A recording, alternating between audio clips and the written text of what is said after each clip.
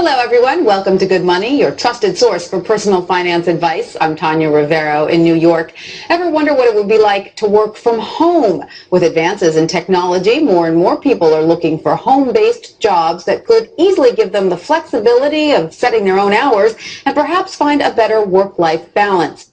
It enables you to run your own business, be your own boss, but with the backing of another company that's there because you're selling their products or their services. Wouldn't it be nice if your commute consisted of stepping to the kitchen for a cup of coffee, then into your home office? Well, thanks to the internet, plenty of people do it daily. Best commute in town. Very short. Takes me about 30 seconds. We get to choose our own hours. It allows me to have the flexibility to do things with my wife and my daughter. So there are real work-at-home jobs out there. There is opportunities to work at home. You just need to find out what type of an opportunity you're best suited for and research it and pursue it. For Money Talks, I'm Stacy Johnson. Actually, you don't have to sell anybody anything. You don't have to ever do customer support. It's an automated way to make money on the internet. So, how does it work? And why would you share it with somebody? This is exactly how this works. All right. So you've got these big Fortune 500 companies, household names, companies with household names, right, they have a lot of money allocated to advertising. And you see this every day. You turn on your TV, you see advertising. You turn on the radio, you hear advertising. Print magazines, all this stuff. Well, these companies have big advertising budgets and they allocate it in different places. One of the places that they allocate it is to the internet. They have a large portion of their budget set aside to advertise online. And so what I did was I went to them and I said, look, would you pay me to advertise for you? Would you pay me if I send you a customer? They said, yeah, it made sense. Think about it. They pay me only if I send them a customer. It's results-oriented. Right. It's performance-based. It made a lot of sense to them. Instead of paying to be seen, they're paying for customers, right? So they allocate a large portion of their budget to advertising this way. And what I do is I go promote these companies. I don't have to work against them. I don't have to build a business and try to compete with these monster companies. I work with them. They've already got it going. Right. I'm helping them. I send them customers, and in turn, they send me a check. They pay me for sending them customers. So they're elated. You know, when they get a new customer, they're excited. They don't mind paying me. Well, the lure of working from home and making money at it is big. That's why our Work at Home series has been so popular. We've been featuring local work-at-home jobs that really do work. Today, meet a Cherry Hill mom who's made a go of it.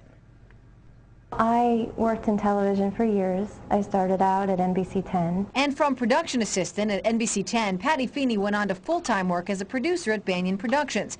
But long work days and the birth of her son forced her to make a change. After I had my son, I just never saw him anymore. I was giving him to the babysitter before dawn and picking him up after dark. So Patty found a way to work from home. Because working from home gives her the time to raise her 4-year-old son and 2-year-old daughter. I think it's the best of all worlds because you do get to spend your life with your kids. I just love to talk with my kids. I love to see them develop. Advice for other moms who want to get into a work-at-home business? Research and just take a look and keep your mind open to find a different opportunity.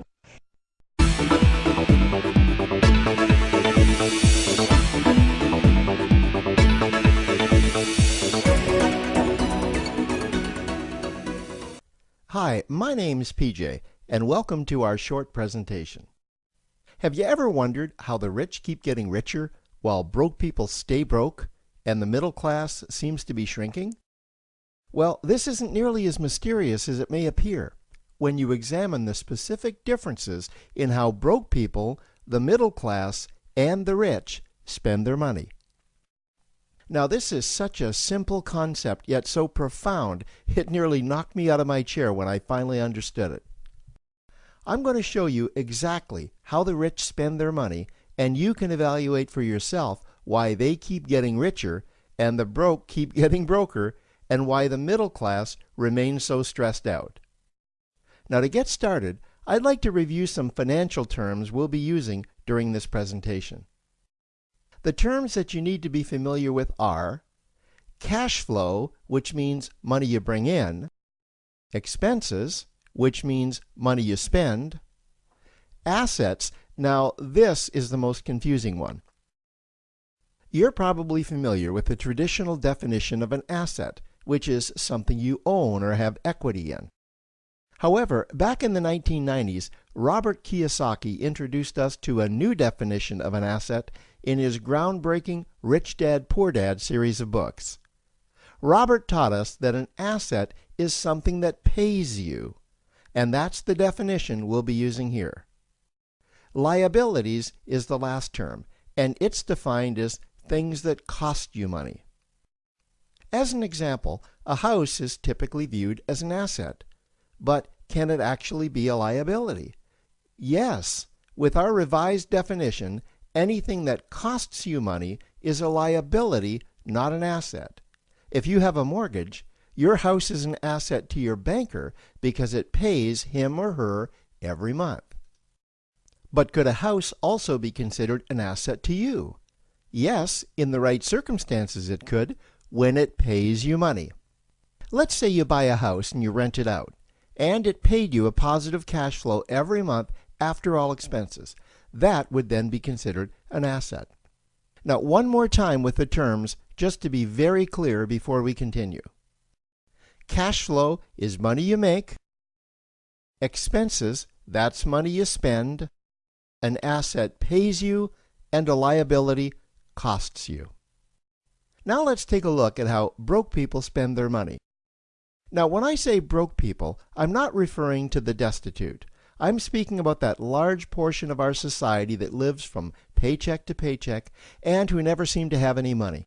In fact, most times there's more month left at the end of their money, and I'm sure many of you can relate to that group. On payday, broke people buy what I'm going to call stuff. Well, what's stuff? Well, that's inexpensive things that people buy that they don't really need to survive. You go into someone's house and you can't find any counter or tabletop space in the whole house because of all the stuff on it. Their house and their cars are full and cluttered with stuff. Well, where do they get all this stuff? They buy it at the flea market, at the garage sale, at the dollar store, at the craft show. So cash flow comes in, and then it goes straight out the expense column to buy stuff. You see, broke people never really educate themselves on assets and liabilities. They justify buying all of this stuff by claiming that it costs so little. But over the years, it's all they ever have. The problem is their cash flow never produced or created more cash flow. Now, please understand, I'm not undermining or taking any shots at this or any group.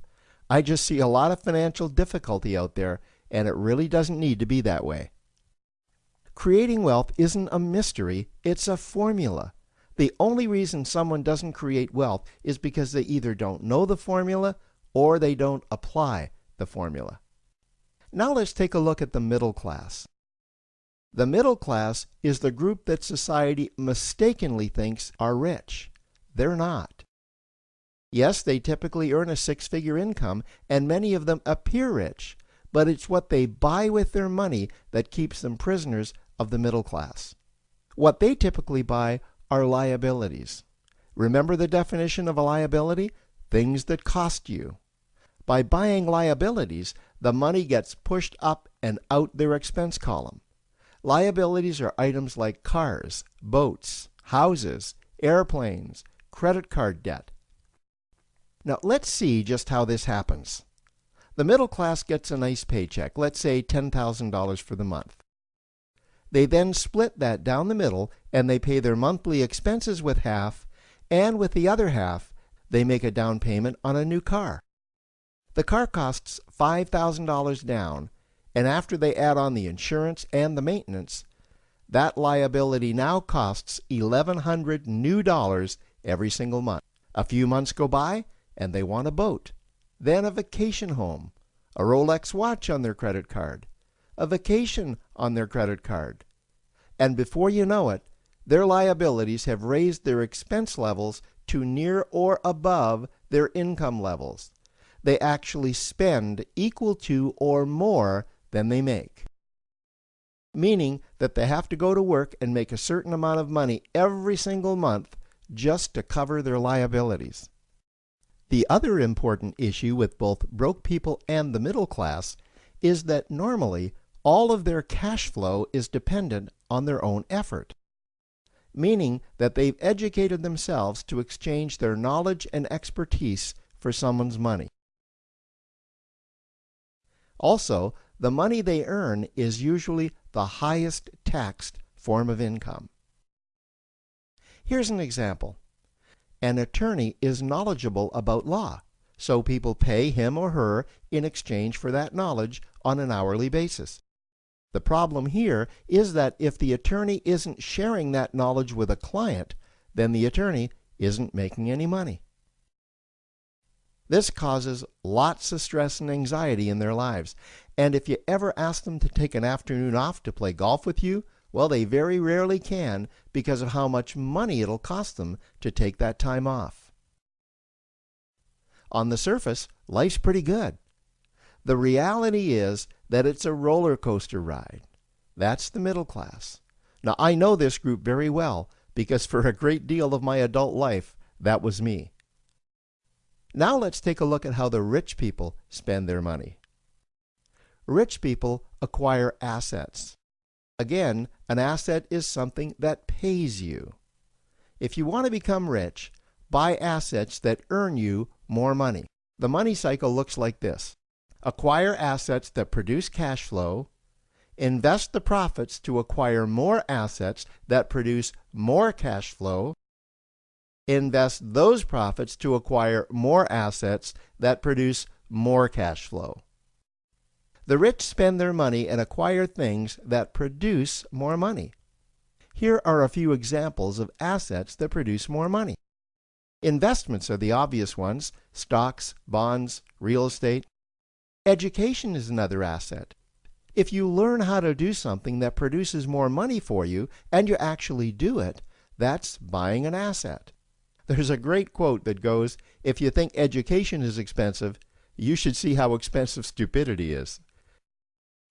Another example of assets you can acquire that pay you are cash-generating opportunities, especially those opportunities that can create a passive cash flow. Passive meaning that once you build it up, the money continues to flow whether you're still building it or not.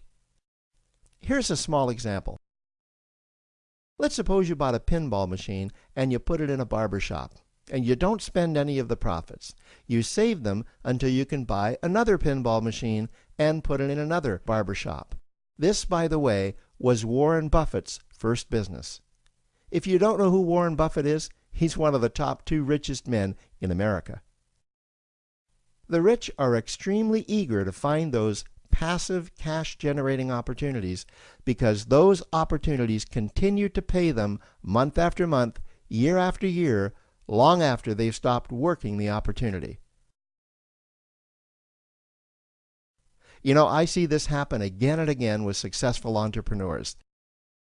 They find a passive cash flow stream that they build up, and it continues to pay them month after month, year after year. They then take those profits and multiply them in another passive cash-generating opportunity, and then again in another. In conclusion, here's what I've learned over the years. You can't find these passive cash-generating opportunities unless you're open to hearing about them. Then, once you find them, you must be willing to see what fits you and then act. Now, the reason I say this is that I once answered a hokey little ad that I ended up generating 7 figures from, simply because I answered that ad and then took action. These opportunities are out there, you just need to find them. You also must be opportunistic enough that when the right situation does present itself, you don't miss it. So remember, broke people buy stuff, the middle class buy liabilities, and the rich acquire assets, preferably cash-generating opportunities that can create passive cash flow. They then take that cash flow and invest it in another asset that produces more cash flow. That's the wealth creation formula. Now, I trust you found this introductory information helpful. Now, to learn about one of the greatest cash-generating machines on the planet, click on the link below to proceed to step 2.